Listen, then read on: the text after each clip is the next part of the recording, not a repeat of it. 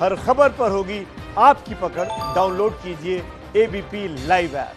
तो ये राजस्थान का सियासी रण है, लगातार जारी है। बुलेटिन की शुरुआत इसी से जुड़ी बड़ी खबर के साथ। राजस्थान के डिप्टी सीएम पद से बर्खास्त किए गए सचिन पायलट एबीपी न्यूज से कहा है कि वो बीजेपी में शामिल नहीं होंगे, आगे की रणनीति तैयार कर रहा हूं, ये साफ किया है सचिन पायलट ने। एबीपी न्यूज से बातचीत में सचिन पायलट का ये बड़ा बयान। हालांकि देखिए, राजस्थान बीजेपी के अध्यक्ष ने कल ही पायलट को ऑफर दिया था कि उनके लिए दरवाजे खुले हुए हैं बीजेपी के, लेकिन आज पायलट ने एबीपी न्यूज से साफ कर दिया है कि वो बीजेपी में शामिल नहीं हो रहे। ऐसी किसी भी संभावना से इनकार किया है सचिन पायलट ने। और सूत्रों के मुताबिक कांग्रेस ने सचिन पायलट समेत 19 विधायकों की सदस्यता रद्द करने की मांग विधानसभा अध्यक्ष से की है। इसमें कोर्ट के फैसलों का हवाला दिया गया है। विधानसभा अध्यक्ष ने 17 जुलाई तक जवाब का समय दिया है, इसके बाद वो अपना फैसला करेंगे। तो स्पीकर ने 17 जुलाई तक जवाब मांगा है 19 विधायकों से। सचिन पायलट समेत 19 विधायक जिनकी सदस्यता रद्द करने की ये मांग की गई है। और मैं आपका परिचय कराती हूं। इस समय मेरे साथ जयपुर से मेरे सहयोगी मनीष शर्मा मौजूद हैं, मानेसर से अंकित गुप्ता हमारे साथ मौजूद है, दिल्ली से आदेश रावल हमारे साथ हैं, और साथ ही एबीपी न्यूज में हमारे राजनीतिक संपादक पंकज झा मौजूद हैं। न्यूज रूम से कार्यकारी संपादक विजय विद्रोही हमारे साथ मौजूद हैं, और खास मेहमान मुंबई जनसत्ता के संपादक रहे प्रदीप सिंह जी भी इस चर्चा में मेरे साथ शिरकत कर रहे हैं। बहुत बहुत स्वागत आप सभी का। सबसे पहले मुझे लगता है अपडेट लेना चाहिए। मनीष शर्मा के पास चलते हैं जयपुर और जानते हैं इस समय किस तरीके से राजस्थान की राजनीति को आप देख रहे हैं। मनीष। जी रोमाना, इसमें मैं 2 अपडेट सबसे अहम देना चाहूंगा कि सचिन पायलट खेमे के जो कुल 18 मैं इसलिए बोल रहा हूं क्योंकि 19वें खुद सचिन पायलट हैं। उनके 2 विधायकों के कल 2 वीडियो वायरल हुए थे रोमाना। उनमें एक है भंवरलाल शर्मा और दूसरे हैं रमेश मीणा। रमेश मीणा वो शख्स हैं जिन्होंने मंत्री पद छोड़ा है या जिनको बर्खास्त किया गया है।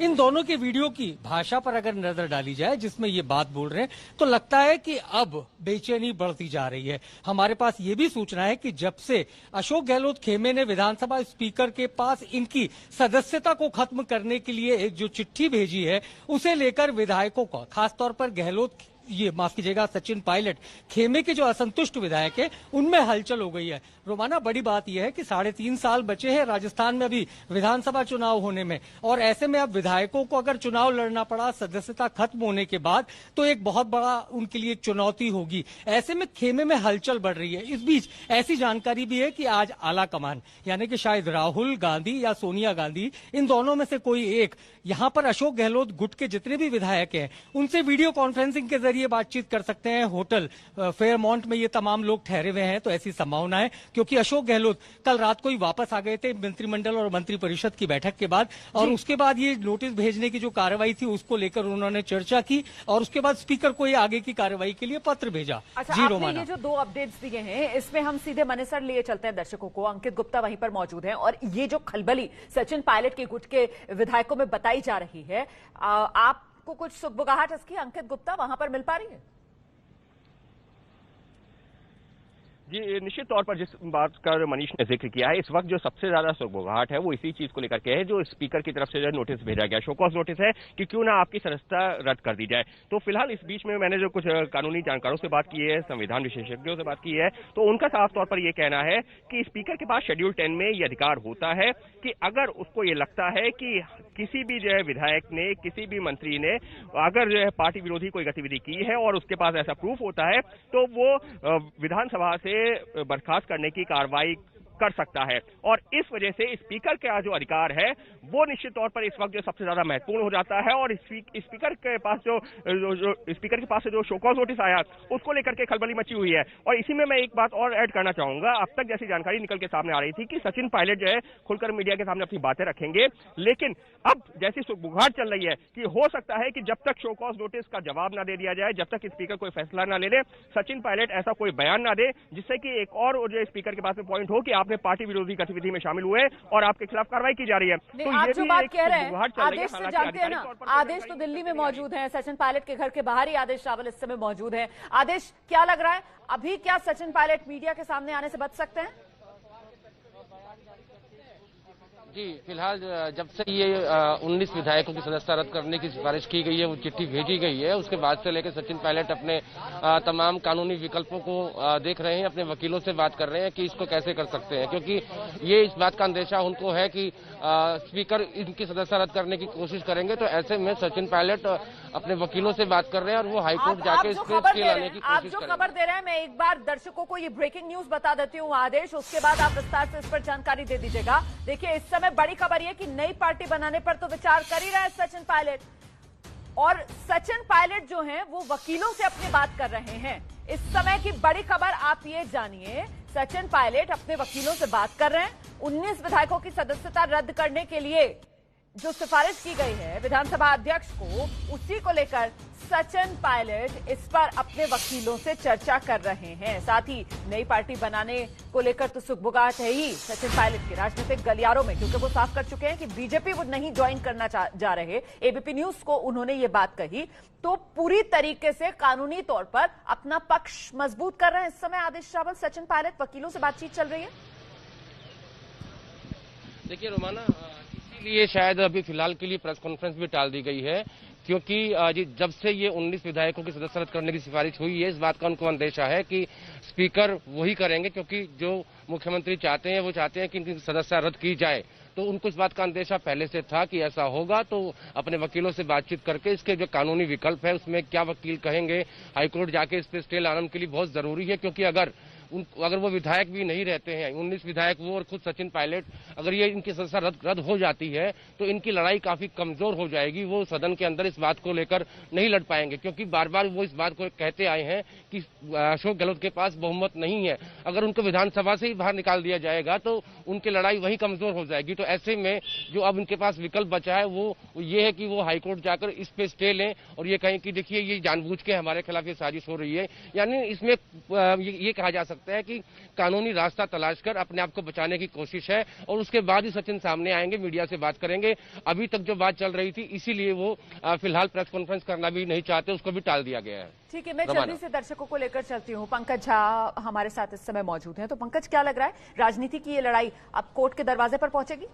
रोमाना, इसको लार्जर पर्सपेक्टिव में देखा जाना चाहिए। जब सीपी जोशी राजस्थान विधानसभा के अध्यक्ष ने नोटिस भेजा है सचिन समेत 19 विधायकों को, तो जाहिर सी बात है कि इतने दिनों तक, जब तक 17 जुलाई तक उनसे जवाब मांगा गया है, कोई भी उनके खेमे का विधायक ऐसा बयान नहीं देगा जिससे ये जाए कि पार्टी विरोधी गतिविधियों में वो शामिल हैं।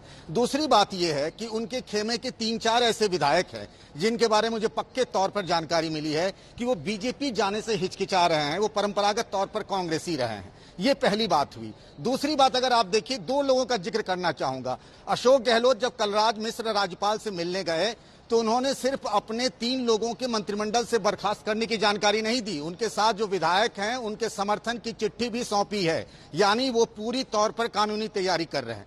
दूसरी बात, बीजेपी के कैंप से 11 बजे जयपुर में बीजेपी की कोर कमेटी की बैठक है, जिसमें वसुंधरा राजे सिंधिया को भी बुलाया गया है। हमारी नजर इस बात पर होगी कि वो इस बैठक में जाती है या नहीं जाती है। वसुंधरा राजे सिंधिया से इस मामले में कोई बातचीत अब तक नहीं हुई है सेंट्रल लीडरशिप से कि सचिन पायलट को बीजेपी में ज्वाइन कराया जाए या न कराया जाए। इस पर आपका क्या कहना है? अभी तक ये जानकारी मिल रही है कि वो इस फैसले से नाराज हैं, नाखुश हैं, तो उनको भी इग्नोर नहीं कर सकते। इस पूरी कहानी में वसुंधरा राजे सिंधिया का भी एक अहम रोल है, ये जानकारी देना चाहूंगा।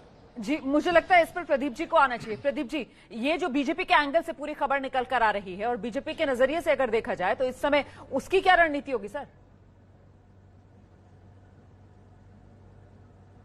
नहीं, देखिए रोमाना, मुझे लगता है सचिन पायलट ने आगे की रणनीति को ठीक से पहले तैयार किया नहीं।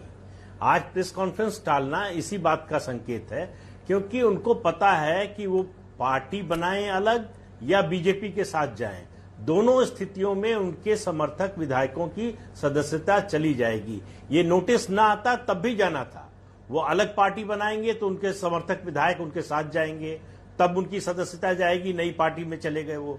अगर बीजेपी के साथ आएंगे तब जाएगी सदस्यता, तो उनकी सदस्यता तो जानी ही है, एक बात। दूसरा, अगर वो नई पार्टी बनाते हैं और ये 19 विधायक उनके साथ बने रहते हैं तो उनकी तो विधानसभा की सदस्यता जाएगी। बाई इलेक्शन होगा, उसमें कितने जीत कर आएंगे ये पक्का नहीं। सचिन पायलट की लड़ाई ये थी कि अशोक गहलोत मुख्यमंत्री ना हो, तो तो अलग पार्टी बनाने से उनके अशोक गहलोत का रास्ता जो है बिल्कुल निष्कंटक हो जाएगा।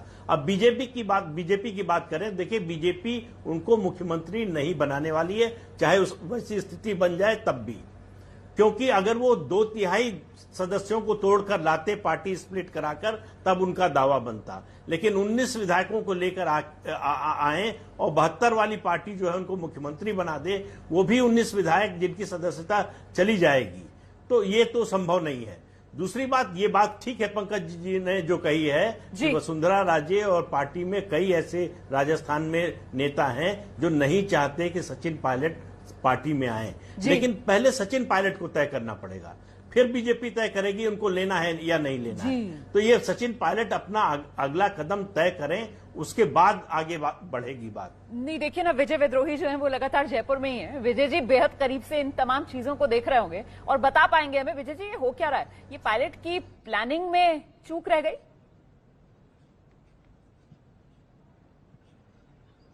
देखिए, कल सचिन पायलट ने एक ट्वीट किया था जिसमें कहा था राम राम साहब। ये उनके पिताजी राजेश पायलट राम राम साहब कहा करते थे जब भी किसी चुनावी सभा में आते थे, और पूरा जो सभा थी वो तालियों की गड़गड़ाहट से गूंज जाती थी। मैंने एक दिन राजेश पायलट से पूछा कि इससे आप क्या अंदाज लगाते हैं, तो उन्होंने कहा कि राम राम साह का जो रिस्पांस मिलता है उससे मैं पता लगाता हूं कि हवा किस तरह बह रही है।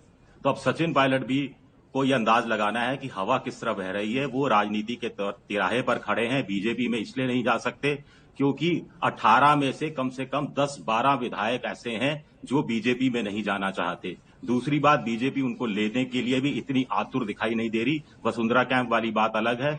मैंने ये सुना है कि कोर कमेटी की बैठक जो जयपुर में थी वो अब थोड़ी अनौपचारिक किस्म की होगी, औपचारिक किस्म की वो नहीं होगी।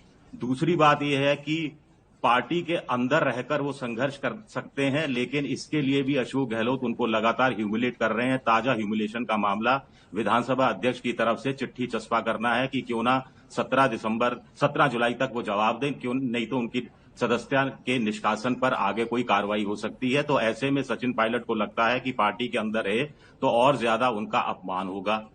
जहां तक तीसरा गुट बनाने की बात की तरफ से बयान किस तरीके के आ रहे हैं विजय जी, जो बात आप कह रहे हैं सचिन पायलट की तरफ से बयान जो आ रहे हैं वो जरा देखिए। पायलट अब कह रहे हैं कि मैंने राजस्थान में कांग्रेस को सत्ता में वापस लाने के लिए कड़ी मेहनत की, कांग्रेस को सत्ता में लाने के लिए कड़ी मेहनत की। ये सचिन पायलट का बयान, पायलट पीटीआई की खबर है, ये पीटीआई के हवाले से ये पायलट का बयान सामने आया है।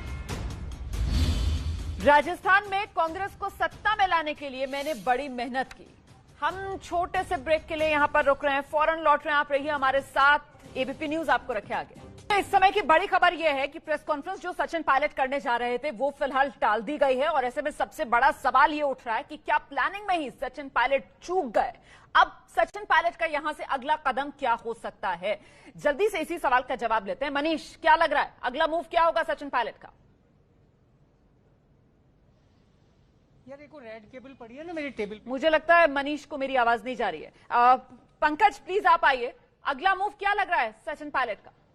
देखिए, सबसे बड़ी दिक्कत जो है वो है संख्या बल को लेकर के। सचिन पायलट को जैसा लग रहा था कि उनके पास संख्या बल होगी। आप देखिए, शुरुआत में जो खबर आई थी कि 30 विधायकों का समर्थन है, फिर 25 हो गया, अब जाकर के 19 विधायकों का समर्थन है, और ये वो संख्या बल नहीं है जिससे सरकार संकट में आ सकती है। इसीलिए बीजेपी भी फूंक फूंक कर कदम रख रही है, वो आगे अभी नहीं बढ़ रही है, और सचिन पायलट भी देखना चाहते हैं कि आखिर उनके पास कितने विधायकों का समर्थन है। और ये जो नया पेच फंस गया है सदस्यता जाने का नोटिस का, उसको लेकर के भी कानूनी राय मशवरा कर रहे हैं। किसी जल्दबाजी में नहीं करना चाहते हैं सचिन पायलट कोई फैसला।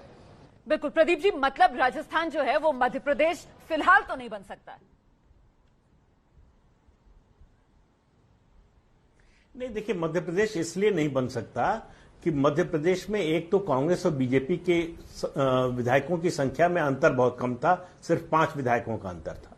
दूसरी बात, वहां ज्योतिरादित्य सिंधिया बिल्कुल स्पष्ट थे, कोई कंफ्यूजन नहीं था उनको, और उनके जो समर्थक थे उनमें भी कोई कंफ्यूजन नहीं था।